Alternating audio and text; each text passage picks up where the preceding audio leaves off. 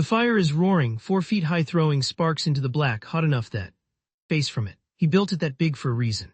All evening he heard the wolves working the ridgeline, and everybody knows wolves won't cross a good fire. So he's got his back to a rock, his coat pulled tight, and the last thing he feels before sleep is the good hard heat of those flames, and the comfort of knowing nothing out there in the dark will touch him.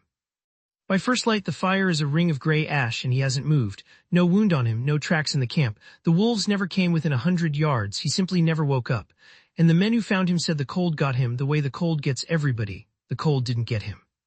And the wolves he sat up fearing never laid a tooth on him. His own fire killed him. Here's the rule every frontiersman lived by, the one thing everybody agreed on. Build a big fire and you'll survive the night. It keeps the animals off, it keeps you warm, it keeps you alive. A man freezes because he doesn't have enough fire. It's the most trusted piece of survival wisdom there ever was. And out in the wild country it was a quiet, patient killer. It put more men in the ground than every wolf pack on the frontier while they slept easy. Because a fire only warms the side of you that's facing it. It does almost nothing for the thing that's actually killing you, and it isn't the air, and it sure isn't the wolves, it's the ground. The frozen dirt and snow you're lying on is pulling the heat out of your body faster than any flame can put it back. A big fire doesn't fix that. A big fire just makes you feel safe enough to lie down and die. More men died in their sleep beside a good fire than were ever pulled down by wolves. Because a man who fears wolves stays alert, and a man who trusts his fire lies down and stops fighting. I'm Jeremiah Cole. I've spent a life on the old trails, and I'll tell you what the histories leave out. Come with me back to the cold country on a night full of wolves, and I'll show you what really killed the men found cold beside their own fires, and the one habit that kept the smart ones alive. Understand what a fire actually does. It heats by radiation. It throws warmth in a straight line onto whatever faces it. Your chest gets that heat, your back gets nothing but the open dark. So a sleeping man is warm on one half and bleeding heat off the other, and he builds it bigger and tells himself he's fine.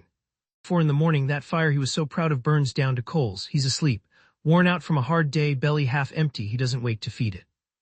The one thing holding back the night quietly goes out, and the cold moves in all at once. Now here's the part the legend never told you, and it's the whole thing. The ground is not like cold air. Cold air your body can fight. A little movement, a little shelter, and you hold your own. But bare ground pressed against your body pulls heat straight out of you, many times faster than the air ever could. Lie down on frozen earth or packed snow and you've chained yourself to a cold that never tires and never quits. That's why the fire couldn't save them. Flames a foot from his boots, still losing more heat into the ground than the fire gave back. Every hour he slept, the earth drank a little more of him. No pain, no struggle. His body ran the tank dry. His heart slowed and stopped, and in the morning he looked like a man peacefully asleep. Of the fur trade years, the trappers, the express riders, the men who wintered alone. And you find the same death over and over. A man found cold beside a dead fire, no wound, no sign of a struggle. Frozen in his sleep, they'd write and move on. They blamed the winter or the wolves that had been howling all night. Nobody wanted to say the truth, that the fire he trusted was the reason he lay down on killing ground and never got up. And this is what the histories bury. The legend of the frontiersman is all grit and toughness. The harder the man, the better his odds, but the ground doesn't care how tough you are. The men who lived weren't the toughest. They did a small chore every night, the chore the tough men laughed at. It never made the stories because it doesn't sound brave. It sounds like housekeeping, and it's why half of them saw spring. And if you'd rather know what keeps a man alive than what sells a legend, hit subscribe and ring the bell. Down in the comments, tell me the worst piece of survival advice you were ever handed. Now the habit that saved them. It was simple. Before you ever thought about the fire, the man who lived built something between his body and the ground. Foot deep, springy enough that his weight didn't crush it flat. A pile of dry bark, a buffalo robe, a heap of dry grass, anything that broke his body's contact with the killing cold. Some dug a shallow trench and built the fire long and low alongside, with a rock behind them to throw the heat back. Warm above, insulated below. That man woke up. That was the difference. Not a bigger fire, not a stronger man, a foot of pine boughs between him and the earth. The men who knew it lived to run their lines again. The ones who trusted the flames alone are still out there. Because the frontier never rewarded the brave, and it never punished you for the thing you were watching for.